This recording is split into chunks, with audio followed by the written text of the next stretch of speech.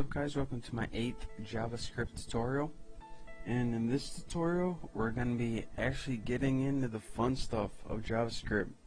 We're going to be using JavaScript to make a decision for us.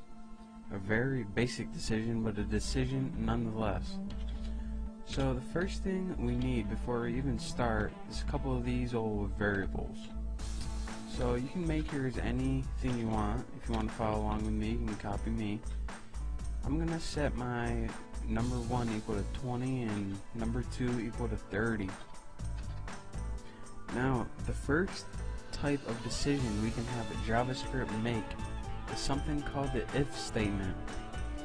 And this tells JavaScript that we only want it to execute a block of code if one of our conditions is true.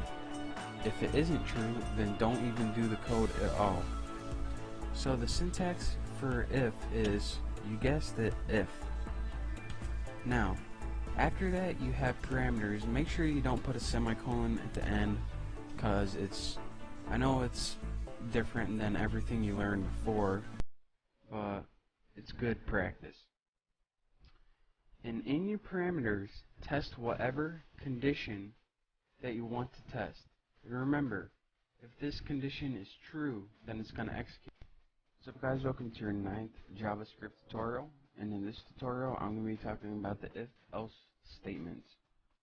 Now, if you remember before, I talked to you guys about the if statement, and what this allowed us to do is give JavaScript a condition, and if it was true, execute the code. So if you save this and take a look at it, you can see that the condition is true, so it executes the code. But let's just make this condition false and save it and see what happens. As you can see, JavaScript doesn't execute any code if the condition is false. But what we want to tell it to do is tell it to do something if it is false. And that's where you use the else statement. And to do this, the syntax is... So guys, welcome to your 10th tutorial in JavaScript, and this time I'm going to be teaching you guys how to use the if else statement. Now what this allows us to do, as you saw in the last couple tutorials, that we gave JavaScript either 1 or 2 choices, but this time we're going to be giving it an unlimited number of choices. So first, let's type a variable. I'm going to use the variable name. I'm going to set it equal to Greg. Now, as you learned first, we can set this condition equal to something and have it execute a block of code.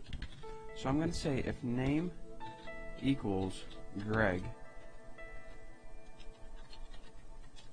then I want you to alert,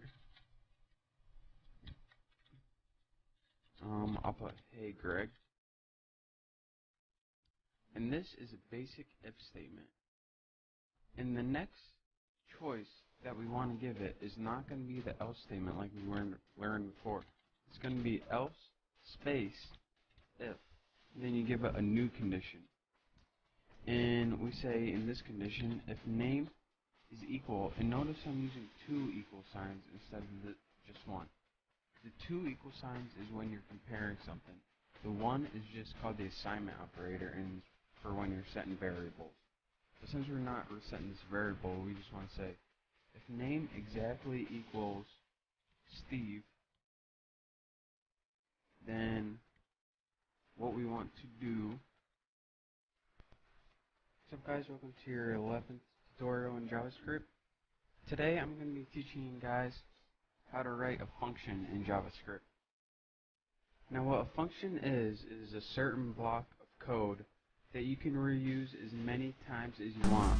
Just a symbol for a bunch of code, and it saves you from typing the whole entire code or script again. And the syntax for function is function. Now after you write the word function, press a space and write the name of your function. You can name this, you can call your function whatever you want. I'm going to call mine say hi. And then you write 2 empty parameters. You can either, we'll be learning what you can put in here for now, but for basic function, you can just leave that empty. Now, on the next line, you write your curly braces. Now, inside your curly braces, you write whatever you want your function to do. In my function, I'm just gonna want to alert. We'll just have it say, hey now, brown cow.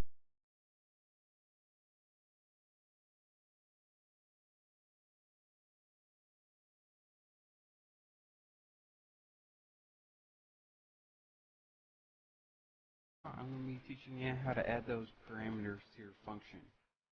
So the first thing we need to do this is, of course, a function. So again, type in the name function. I'm going to call this function add. Now, unlike before when we just had empty parameters, you put two, or you can put just one variable inside the parameters. So I'm just going to type in two variables. I'm going to type in A and B. And where you use these variables is in your function's statement. So type your curly braces, and inside you tell the function how you want to use those variables. So I'm going to make another variable called x, and I'm going to say the variable x is equal to the product of A plus B, or the sum of A plus B, I mean. Now on the next line, I'm going to tell it to return the value for x. Now here is what we're doing right now. We have a function called add A and B. And this function adds the numbers A and B